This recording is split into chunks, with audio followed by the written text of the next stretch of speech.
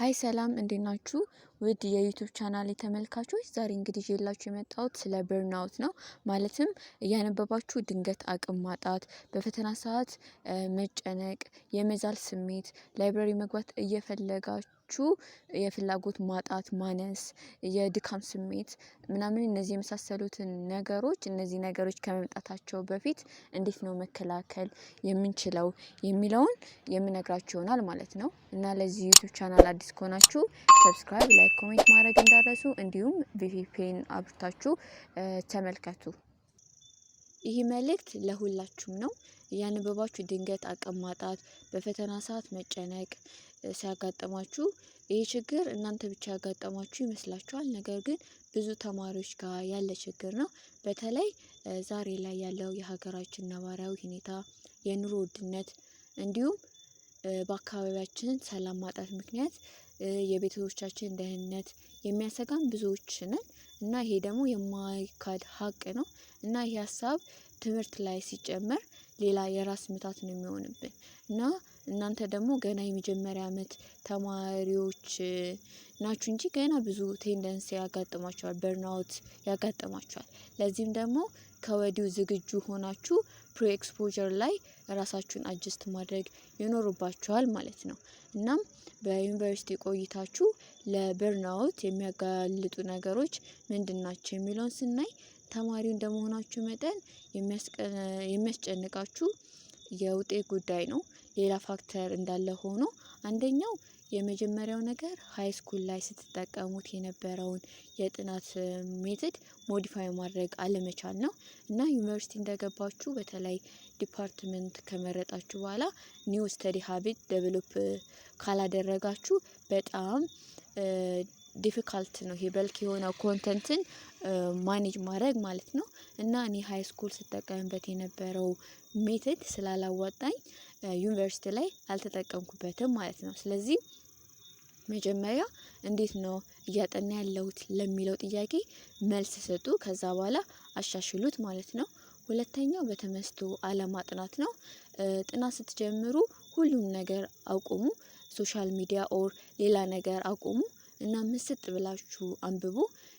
የምር ነው የምላችሁ የማንበብ ፍሬ በዚያን ሰዓት ታገኙታላችሁ። ያነበባችሁ ሌላ ሀሳብ ካለ ያባካናችሁት ነው ማለት ነው እና መመሰጥ ካለ የምር እንደ ትምህርት የሚጣፍጥ ነገር የለም እና እኔ ብዙ ጊዜ ምሳ ረሳ ነበር ላይብረሪ እያነበብኩ አራውቄ ነው ዩኒቨርሲቲ ምሳ ተረስቶ እንዲሁም አይቻል።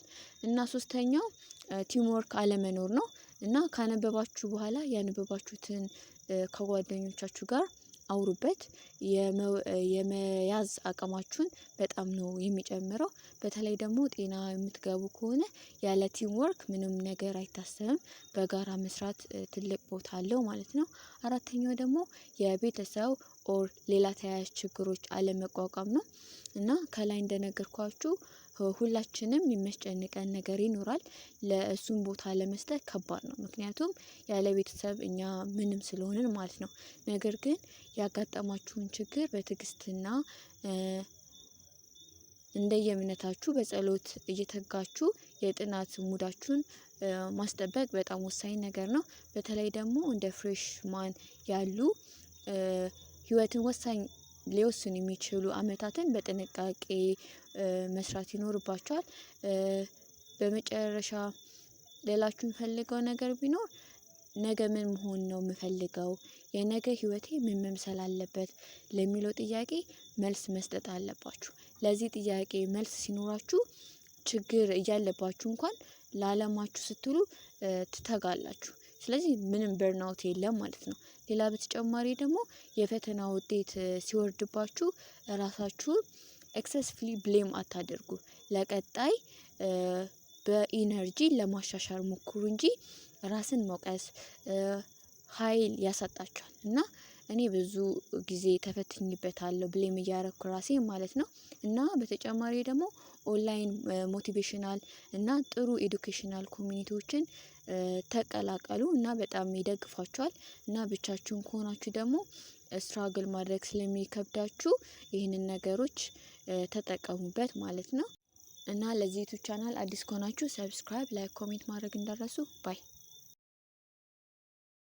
ሀይ ሰላም እንዴት ናችሁ? ውድ የዩቲዩብ ቻናል ተመልካቾች ዛሬ እንግዲህ ይዤላችሁ የመጣሁት ስለ በርናውት ነው። ማለትም እያነበባችሁ ድንገት አቅም ማጣት፣ በፈተና ሰዓት መጨነቅ፣ የመዛል ስሜት፣ ላይብረሪ መግባት እየፈለጋችሁ የፍላጎት ማጣት፣ ማነስ፣ የድካም ስሜት ምናምን እነዚህ የመሳሰሉትን ነገሮች እነዚህ ነገሮች ከመምጣታቸው በፊት እንዴት ነው መከላከል የምንችለው የሚለውን የምነግራችሁ ይሆናል ማለት ነው። እና ለዚህ ዩቲዩብ ቻናል አዲስ ከሆናችሁ ሰብስክራይብ፣ ላይክ፣ ኮሜንት ማድረግ እንዳረሱ እንዲሁም ቪፒኤን አብርታችሁ ተመልከቱ። ይህ መልእክት ለሁላችሁም ነው። እያነበባችሁ ድንገት አቅም ማጣት፣ በፈተና ሰዓት መጨነቅ ሲያጋጥማችሁ ይህ ችግር እናንተ ብቻ ያጋጠማችሁ ይመስላችኋል። ነገር ግን ብዙ ተማሪዎች ጋር ያለ ችግር ነው። በተለይ ዛሬ ላይ ያለው የሀገራችን ነባራዊ ሁኔታ፣ የኑሮ ውድነት እንዲሁም በአካባቢያችን ሰላም ማጣት ምክንያት የቤተሰቦቻችን ደህንነት የሚያሰጋን ብዙዎች ነን እና ይሄ ደግሞ የማይካድ ሀቅ ነው እና ይህ ሀሳብ ትምህርት ላይ ሲጨመር ሌላ የራስ ምታት ነው የሚሆንብን እና እናንተ ደግሞ ገና የመጀመሪያ ዓመት ተማሪዎች ናችሁ እንጂ ገና ብዙ ቴንደንስ ያጋጥማችኋል፣ በርናውት ያጋጥማችኋል። ለዚህም ደግሞ ከወዲሁ ዝግጁ ሆናችሁ ፕሪ ኤክስፖዠር ላይ ራሳችሁን አጀስት ማድረግ ይኖርባችኋል ማለት ነው። እናም በዩኒቨርሲቲ ቆይታችሁ ለበርናውት የሚያጋልጡ ነገሮች ምንድን ናቸው የሚለውን ስናይ ተማሪው እንደመሆናችሁ መጠን የሚያስጨንቃችሁ የውጤት ጉዳይ ነው።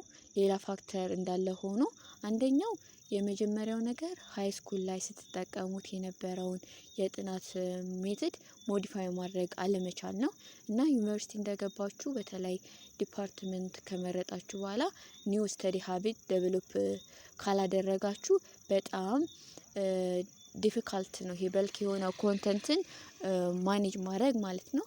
እና እኔ ሃይ ስኩል ስጠቀምበት የነበረው ሜትድ ስላላዋጣኝ ዩኒቨርሲቲ ላይ አልተጠቀምኩበትም ማለት ነው። ስለዚህ መጀመሪያ እንዴት ነው እያጠና ያለሁት ለሚለው ጥያቄ መልስ ስጡ፣ ከዛ በኋላ አሻሽሉት ማለት ነው። ሁለተኛው በተመስጦ አለማጥናት ነው። ጥናት ስትጀምሩ ሁሉም ነገር አቁሙ፣ ሶሻል ሚዲያ ኦር ሌላ ነገር አቁሙ እና ምስጥ ብላችሁ አንብቡ። የምር ነው የምላችሁ የማንበብ ፍሬ በዚያን ሰዓት ታገኙታላችሁ። ያነበባችሁ ሌላ ሀሳብ ካለ እያባካናችሁት ነው ማለት ነው እና መመሰጥ ካለ የምር እንደ ትምህርት የሚጣፍጥ ነገር የለም እና እኔ ብዙ ጊዜ ምሳ ረሳ ነበር ላይብረሪ እያነበብኩ አራውቄ ነው ዩኒቨርሲቲ ምሳ ተረስቶ እንዲሁም አይቻል እና ሶስተኛው ቲምወርክ አለመኖር ነው እና ካነበባችሁ በኋላ ያነበባችሁትን ከጓደኞቻችሁ ጋር አውሩበት። የመያዝ አቅማችሁን በጣም ነው የሚጨምረው። በተለይ ደግሞ ጤና የምትገቡ ከሆነ ያለ ቲም ወርክ ምንም ነገር አይታሰብም። በጋራ መስራት ትልቅ ቦታ አለው ማለት ነው።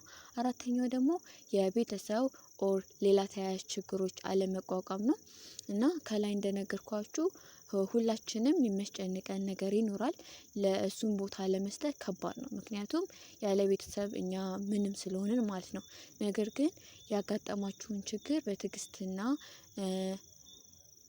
እንደየእምነታችሁ በጸሎት እየተጋችሁ የጥናት ሙዳችሁን ማስጠበቅ በጣም ወሳኝ ነገር ነው። በተለይ ደግሞ እንደ ፍሬሽማን ያሉ ህይወትን ወሳኝ ሊወስኑ የሚችሉ አመታትን በጥንቃቄ መስራት ይኖርባቸዋል።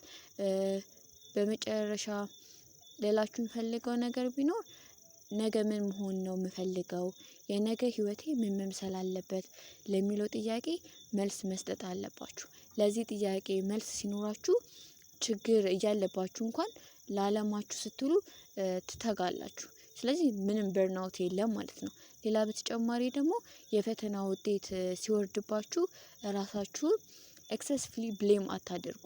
ለቀጣይ በኢነርጂ ለማሻሻል ሞክሩ እንጂ ራስን መውቀስ ኃይል ያሳጣችኋል እና እኔ ብዙ ጊዜ ተፈትኝበታለሁ ብሌም እያረኩ ራሴ ማለት ነው።